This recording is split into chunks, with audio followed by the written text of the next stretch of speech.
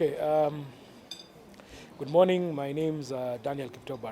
I'm joined by my colleagues in management from the Energy and Petroleum Regulatory Authority.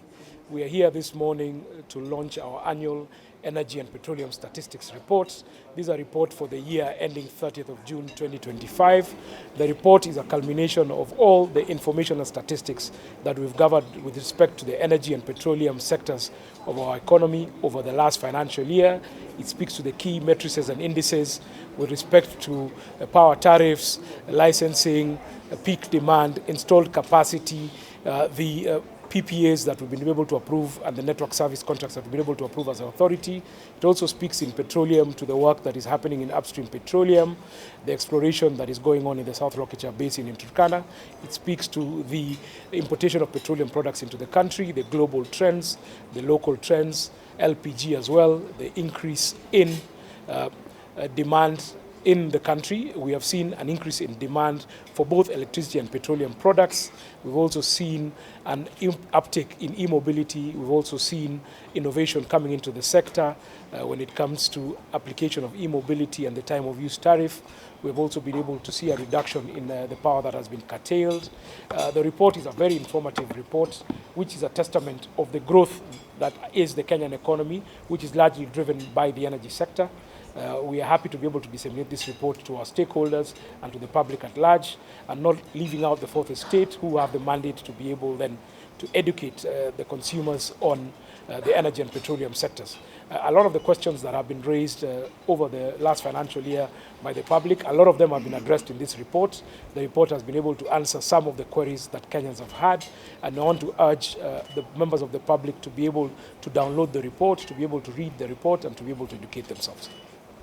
Yeah, I think in terms of looking at the statistics report and where are the challenges and where are the opportunities, I think the biggest positive is the growth, because I think this is the 7th edition of the Energy and Petroleum Statistics Report, and it really clearly demonstrates that there is growth in the economy, there is growth in consumption, there is growth in demand of both electricity and petroleum products. That opportunity also presents a challenge. From where we sit as the regulator, when it comes to security of supply, which is our key mandate, we see acceleration of investment in energy and petroleum sectors to be the key driver that is going to continue to fuel this growth spurt or this demand.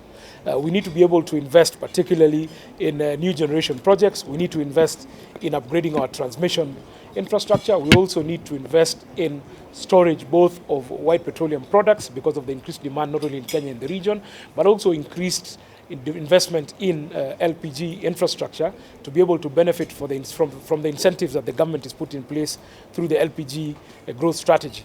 As a regulator, in the year that has passed, ended 30th June 2025, we've been able to review all 9 downstream regulations. Those regulations have been assented to by the Cabinet Secretary, and they now have the force of law.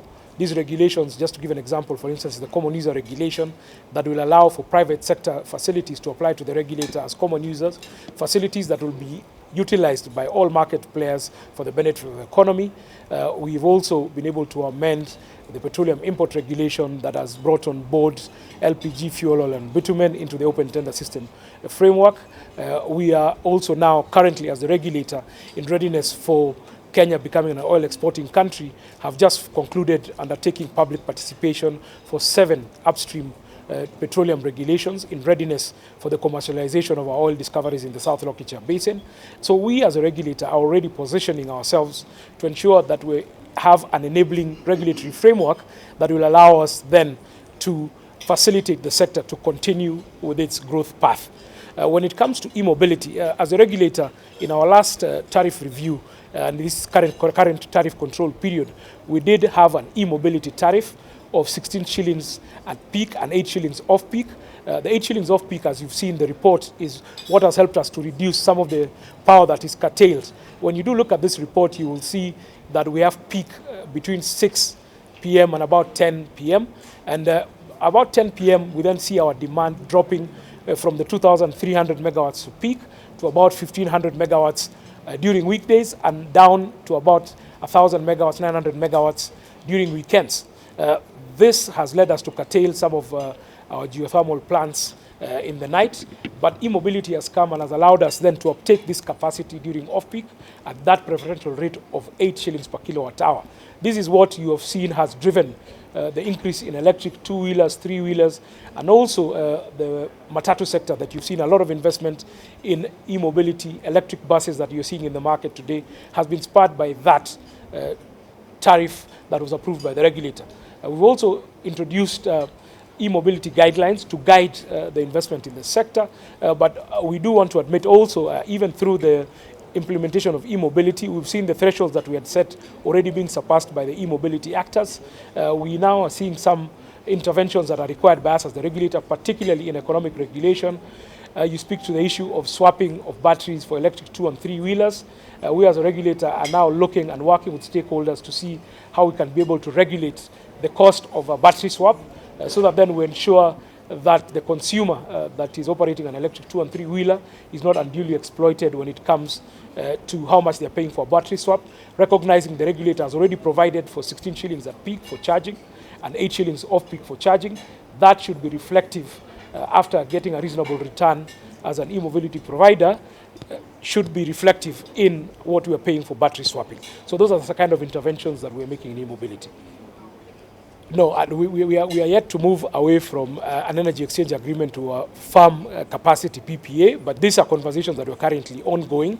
Ketraco has been constructing a line from Olkaria to Lesos and then from Lesos to Tororo. When that line is complete, then I believe Ketraco, being the transmission utility, and KPLC will be able to engage with UTCL on the Uganda side and be able to negotiate a firm PPA, which they'll be able then to bring to us as a regulator for approval. I think it's important to note, as has been said by the PS and also by the Minister, is that we don't have sufficient generation capacity in the western part of the country, but our neighbors in Uganda have had a commissioning of 2 power plants, hydro power plants, Karuma and Lisimba, which has a cumulative capacity of about 900 megawatts of hydro, which we are looking to benefit and to tap into. And this speaks to the benefit of the East African power pool, where we're looking to leverage on our different strengths. Kenya looking to leverage on geothermal, Ethiopia leveraging on its hydro, Uganda you can see leveraging on its hydro, Tanzania is developing Julius Nyerere Dam as well, Kenya is looking to develop High Grand Falls Dam. So when you talk to the East African power pool, and particularly the opportunity for us to be able to trade power amongst the East African countries and the wider 16-country East African power pool, eventually we'll be able to move to bilateral agreements that will give us firm capacity, but eventually also launch what is called the day-ahead market for the East African power pool that will allow us to trade power on a daily basis. No, the deal was signed between Tanzania Utility and EEP in Ethiopia. Ketraco has been providing that service, what's called wheeling. We as a regulator did approve the agreement between Ketraco to wheel the power from Ethiopia to Tanzania. So the agreement is approved, was signed between Ketraco and TANESCO, which is the Tanzanian utility, and EEP, where EEP, the Ethiopian Electric Power Company, will be selling power directly to TANESCO, which is the Tanzanian utility, with Ketraco providing their network to be able to move the power. So 100 megawatts is flowing currently from Ethiopia into Tanzania through Kenya. Well, when it comes to the PPA signed between Ethiopia and Kenya, I recall it was signed, if I'm not wrong, around the 1st or the 2nd of August 2022, and it had a staggered implementation, which was 200 megawatts to the end of this year, and then the additional 100 megawatts would then kick in. So the PPA is already negotiated. It was just staggered when it comes to implementation. We're already receiving the power from Ethiopia, and we require more power from Ethiopia. KPLC has been engaging with Ethiopia in terms of trying to bring forward the next tranche of 100 megawatts that will be coming in from Ethiopia. You'd recognize that even though the official commissioning of the dam happened just recently during the Africa Climate Summit, the dam has been operational over the last couple of years and we've been indeed receiving power as a country. With respect to the moratorium, the answer from us as a regulator is yes. One of our mandates is to ensure the security of supply. When it comes to the average gestation period for a power generation project during the development phase. On average, it takes 7 to 8 years to develop a power project in Kenya. And of course, the moratorium that was put in place sometime back in 2020 has had an impact.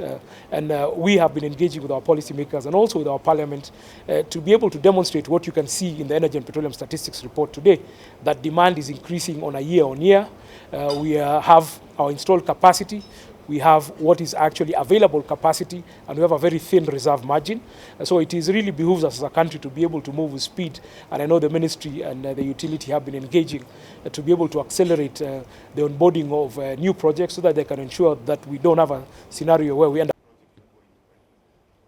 Well, we have a different mix of projects. The rule of thumb has been to have only about 30% of your projects to be the intermittents, which is the winds and the solars. But as the PS had said, with the introduction of battery storage and the reduction of the cost of battery storage and these renewable energy technologies, there's opportunities to hybridize the wind together with the solar and battery storage to make them more reliable and to take away the intermittency. This moratorium affected all generation projects. We've also seen a reduction in investment when it comes to development of what would be our base load, which is our geothermal, which require a lot of capital to be able to invest into geothermal, and which takes a longer time to deploy than wind and solar. That is where we need to put our focus on more base load, and also the introduction of battery storage to be able to stabilize our grid.